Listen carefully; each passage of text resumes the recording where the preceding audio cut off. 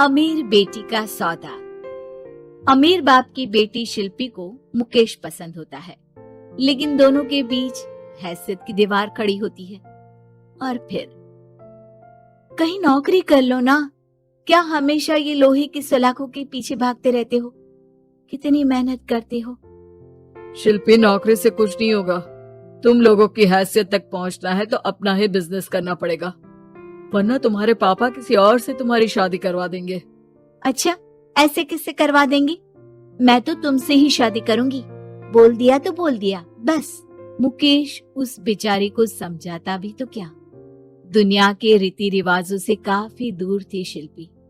भले ही बड़े बाप की बेटी, लेकिन सादगी इतनी कि क्या कहना। बेटा शिल्पी, कल तुमको देखने लड़के वाले आने वाले हैं, तैयार रहना। मैंने तुम्हारी माँ को समझा दिया है। घर के सारे नौकर चाकर को वो समझा देगी कि स्वागत कैसे करना है। कैसी बात कर रहे हैं पापा? मैं तो मुकेश से प्यार करती हूँ, उसी से शादी करूंगी। मैंने आपको बताया था ना। मुकेश किसका बेटा है? वो स्टील किंग सिंघानिया का, या वो जो बड़े ज्वेलरी वाले हैं मेहता, उनका? नहीं नहीं पापा, वो अपना ही काम करता है, लेकिन एस्टेब्लिश नहीं है अभी। पापा, वो आपके पास तब आएगा जब कुछ बन जाएगा। आप प्लीज थोड़ा सा वक्त दे दीजिए। पिता को शिल्पी की बात पर गुस्सा आ जाता है। वो उससे कुछ नहीं कहते और शिल्पी की माँ के पास जाते हैं। ये संस्कार देकर बड़ा किया तुमने शिल्पी को, और कैसे मैं किसी भिखारी के साथ उसकी शादी कर दूं? कौन है ये मुकेश? मैं जानती हूँ, बड़ा ही होनहार लड़का है। शिल्पी से बहुत प्यार करता है और शादी करना चाहता है। अरे ऐसे कैसे मैं किसी से भी अपनी बेटी की शादी कर दूं?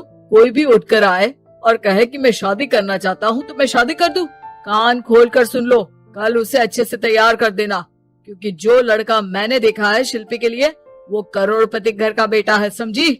लाख मना करने पर भी शिल्पी को उस लड़के से मिलवाया जाता है जो उसके पिता ने उसके लिए देखा था। देखिए, मैं किसी और से प्यार करती हूँ और उसी से शादी करूंगी। ये तो बहुत अच्छी बात है कि तुम किसी और से प्यार करती हो, क्योंकि मैं भी किसी और से प्यार करता हूँ। लेकिन शादी तो हम दोनों को ही करनी होगी, जानती हो ना, ये बिजनेस और ये सारा कुछ। शिल्पी को समझ में नहीं आता कि वो क्या कह रहा है, लेकिन वो समझ जाती है कि वो लड़का भी किसी और से प्यार करता है। पिताजी, वो भी कह रहा था कि वो किसी और से प्यार करता है। हाँ तो करने दो ना, हमने तो नहीं रोका। तुम अपना देखो, शादी के लिए हाँ कर गया है वो। लेकिन क्यों? अरे वो और मैं दोनों ही एक दूसरे से प्यार नहीं करते, फिर शादी क्यों कर ले? पापा, एक बार सिर्फ मेरे कहने पर आप मुकेश से मिल ले। पिता शिल्पी के कहने पर फॉर्मेलिटी के लिए ही सही, लेकिन मुकेश को घर बुला लेते हैं। देखो, ज्यादा वक्त नहीं दे पाऊंगा। ये बताओ कि शादी के बाद कहाँ रखोगे उसे? 2 कमरे के मकान में? नहीं सर, मैंने 2 साल के बाद का सारा प्लान कर लिया है। मैंने आयरन इंडस्ट्री खड़ी करने के लिए पूरा ब्लूप्रिंट तैयार किया है। मेरी खुद की जगह है दादाजी की, बस थोड़ा फंड का अरेंजमेंट हो जाता तो काम शुरू कर देता। अच्छा, मतलब तुम यहाँ फंड रेज करने आए हो? मुकेश समझ जाता है कि उसके पिता शिल्पी की शादी उससे कराने के मूड में नहीं है। फंड आप कभी दे भी नहीं पाएंगे मुझे तो सिर्फ शिल्पी चाहिए। मैं उसके बिना नहीं रह सकता सर। मैं उसे बहुत खुश रखूंगा। वो तो हर पति का धर्म होता है। वो तो मैं किसी से भी उसकी शादी करा दूं, वो उसे खुशी रखेगा। लेकिन देखो, मैं ज्यादा बात को घुमाना नहीं चाहता। वो बड़े घर की लड़की है, उसे काम काज की आदत नहीं। अभी वो समझ नहीं रही, लेकिन तुम तो समझो।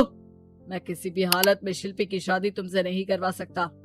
मुकेश पिता से लाख मन्नतें करता है, लेकिन वो नहीं मानते। शिल्पी की शादी उस अमीर लड़के से हो जाती है। शादी के बाद क्या हम लोग मेरी माँ के घर चले? मुझे उन लोगों की बहुत याद आ रही है। हाँ, जाओ जाओ।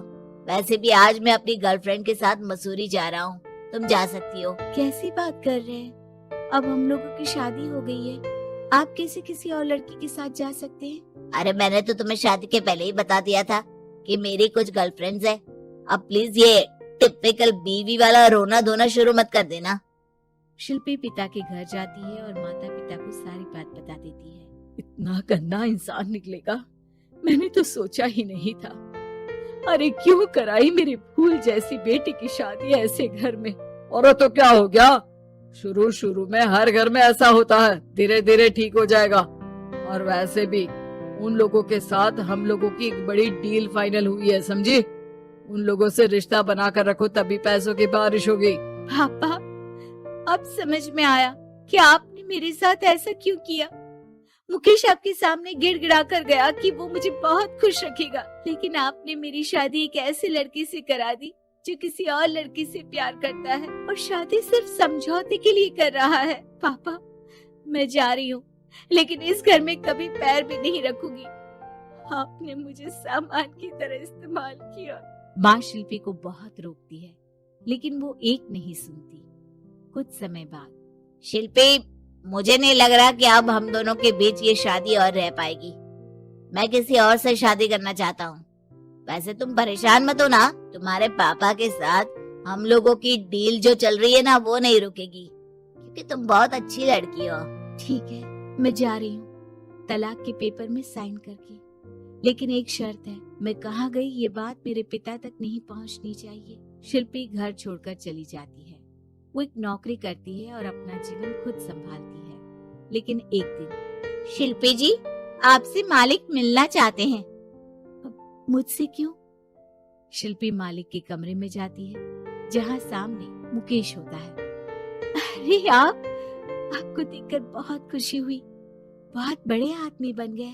थैंक्स, पर तुम्हें नौकरी करने की क्या जरूरत पड़ गई? मैंने तो सोचा भी नहीं था कि तुम मेरी शिल्पी होगी। तभी वहाँ शिल्पी के पिता आ जाते हैं। शिल्पी, तुम्हारे बारे में माँ से पता चला।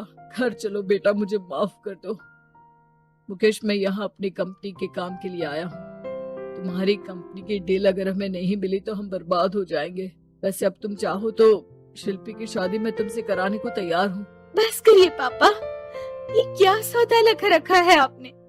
जिस कंपनी से आपकी डील हो, अपनी बेटी की शादी उसी के घर करा देते हैं। शिल्पी मुकेश से माफी मांगती है और वहाँ से जाने लगती है कि मुकेश उसे रोक लेता है। रुको शिल्पी, ये सब कुछ तुम्हारे लिए है। ये कंपनी, ये नाम सिर्फ तुमसे शादी करने के लिए ही खड़ा किया था। मैं आज भी तुमसे बहुत प्यार करता